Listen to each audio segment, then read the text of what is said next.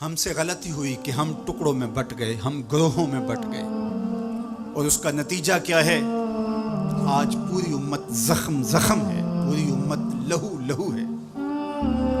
کہا تمہاری ہوا اکھڑ جائے گی اگر تم نے اللہ کی رسی کو چھوڑ دیا، تم نے رسول کے دامن کو ترک کر دیا، تم گروہی تقسیمات پہ یقین رکھنے لگے، تم نے 1.5 اینٹ کی مسجد کھڑی کر لی، تم تقسیم در تقسیم کے عمل سے گزرتے رہے، تم امت سے فرقوں سے جماعتیں، جماعتوں سے لابیاں، اور لڑکتے لڑکتے تم ٹکڑے ٹکڑے ہو گئے، تم کرچی کرچی ہو گئے۔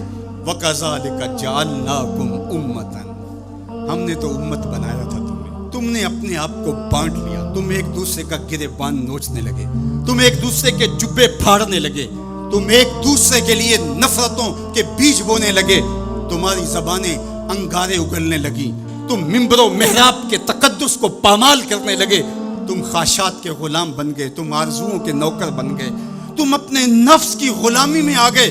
تم تو غلام تھے آمنہ کے لال کے، تم نے کب سے نفس کی غلامی اختیار کر لی، تم کب سے خواہش کے نوکر بن گئے، تم کب سے نفس کے بندے بن گئے۔ تم نے امت بننا ہے، تم نے رسول اللہ کا غلام بننا ہے۔ تمہارا لب و لہجہ بتائے ہم حضور کی امتی ہیں، تمہارا طرز زندگی بتائے تم حضور کی امتی ہو۔ تم ترازو پہ کچھ تول رہے ہو تو لوگ دوسری طرف بھی منہ کر کے کھڑے ہو جائیں، یہ غلط نہیں تول سکتا، یہ امت رسول ہے۔ تم بول رہے ہو، لوگوں کو یقین ہو کہ یہ جھوٹ نہیں بول سکتا، یہ رسول اللہ کا امتی ہے۔ تمہاری وحدت، تمہارا زور ہے، تمہاری طاقت ہے، تمہاری توانائی ہے۔ فرمایا وَكَذَلِكَ جَعَلْنَاكُمْ أُمَّةً، ہم نے تو امت بنایا تھا تمہیں۔ آج حضور کے قلب اطہر پہ کیا گزرتی ہوگی جب شام کی بچیوں کے منہ پہ تماچے مارے جاتے ہیں، جب بغداد میں حضور کی امت خانمہ برباد نظر آتی ہے، جب برما میں آری لے کر کے اعضاء کاٹ دیے جاتے ہیں، دشت لیلہ سے لے کے کندھار تک، غزہ سے لے کے کشمیر تک لاشیں ہی لاشیں بکھری ہوئی نظر آتی ہیں، بستی بستی، کریا کریا، صحرا صحرا خون، امت والے، امت کا ہے کتنا سستا خون۔ شام، قدس، کشمیر اور برما، کس کس کا احوال کہوں، ہر سو زخمی، ہر سو لاشیں، ہر سو بہتا خون۔ امت والے، امت کا ہے کتنا سستا خون۔ آج امت لہو لہو ہے،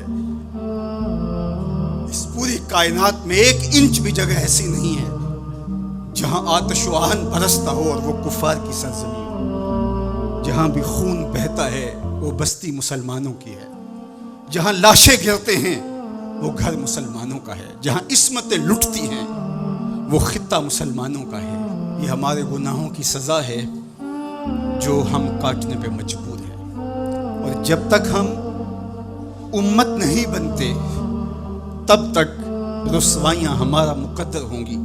قوت عشق سے جب دہر میں اجالا نہیں ہوتا تو پستیوں کو بلندیوں سے بدلنے کا قرینہ آپ نہیں سیکھ سکتے۔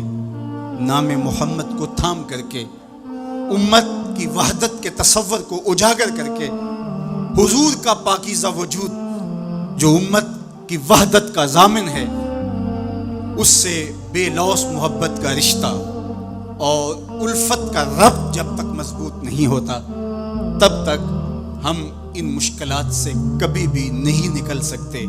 1000 فلسفے تراش لیں، 1000 منطقیں بگھار لیں، لیکن کوئی نتیجہ نہیں ہوگا۔